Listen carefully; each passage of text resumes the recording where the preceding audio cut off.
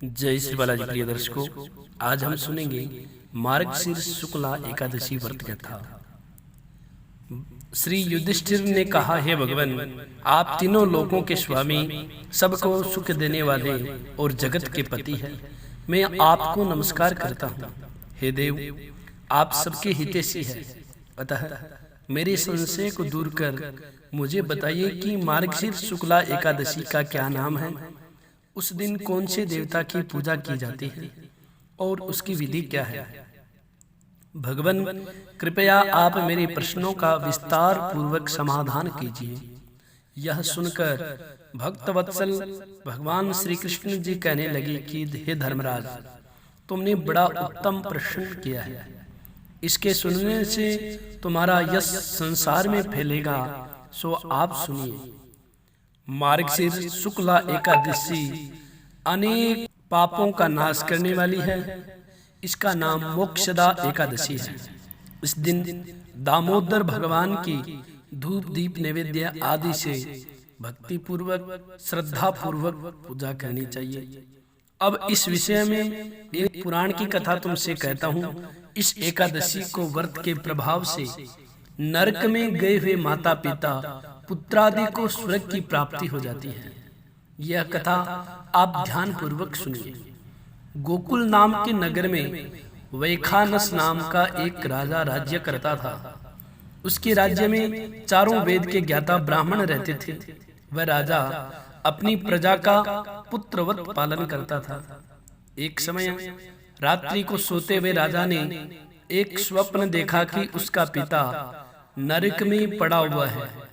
उसको स्वप्न का बड़ा आश्चर्य हुआ और प्रातः होते ही विद्वान ब्राह्मणों के पास जा अपनी स्वप्न कथा कहने लगा कि मैंने अपने पिता को नरक में पड़ा हुआ देखा है और उन्होंने मुझसे कहा है कि हे पुत्र, मैं नरक में पड़ा हूँ, यहाँ से तुम किसी प्रकार मेरी मुक्ति कराओ। जब से मैंने उनके ये वचन सुने हैं, मेरे चित्त में बड़ी अशांति हो रही है। मुझे इस राज्य, धन, पुत्र, स्त्री, हाथी, घोड़े आदि में कुछ भी सुख प्रतीत नहीं होता। अब मैं क्या करूं, कहां जाऊं? इस दुख के कारण मेरा सारा शरीर जल रहा है। अब आप कृपा करके कोई तप, दान, व्रत आदि ऐसा उपाय बताइए जिससे मेरे पिता की मुक्ति हो जाए। उस पुत्र का जीवन व्यर्थ है जो अपने माता पिता का उद्धार न कर सके। एक उत्तम पुत्र जो अपने माता पिता तथा पूर्वजों का उद्धार करता है, वह 1000 मूर्ख पुत्रों से अच्छा है। जैसे एक चंद्रमा सारी जगत में प्रकाश कर देता है, परंतु हजारों तारे नहीं कर पाते। राजा के ऐसे वचन सुनकर ब्राह्मण कहने लगे, हे राजन, यहाँ पर पास ही भूत, भविष्य तथा वर्तमान के ज्ञाता पर्वत ऋषि का आश्रम है। आपकी प्रश्नों का उत्तर वे भली भांति दे सकते हैं। ऐसा सुनकर राजा मुनि के आश्रम पर गए। उस आश्रम में अनेकों शांत चित्त योगी और मुनि तपस्या कर रहे थे। उसी जगह चारों वेदों के ज्ञाता साक्षात ब्रह्मा के समान पर्वत मुनि बैठे थे। राजा ने वहां जाकर उनको साष्टांग प्रणाम किया। पर्वत मुनि ने राजा से सांगोपांग कुशल पूछी। राजा ने कहा कि महाराज, आपकी कृपा से मेरे राज्य में सब कुशल मंगल है, परंतु अकस्मात के विघ्न आ गया, जिससे मेरे चित्त में अत्यंत अशांति हो रही है। ऐसा सुनकर पर्वत मुनि ने एक क्षण के लिए अपनी आंखें बंद की और भूत विचारने लगे। फिर बोले कि राजन, मैंने योग बल से तुम्हारे पिता के सब कुकर्मों को जान लिया है। उन्होंने पूर्व जन्म में कामातुर होकर एक पत्नी को ऋतु दी, परंतु शोध के रहने पर दूसरी पत्नी को ऋतुदान मांगने पर भी नहीं दिया। उसी पाप कर्म के फल से तुम्हारे पिता को नरक में जाना पड़ा। तब राजा बोला कि महात्मन, मेरे पिता के उद्धार के निमित्त कोई उपाय बताइए।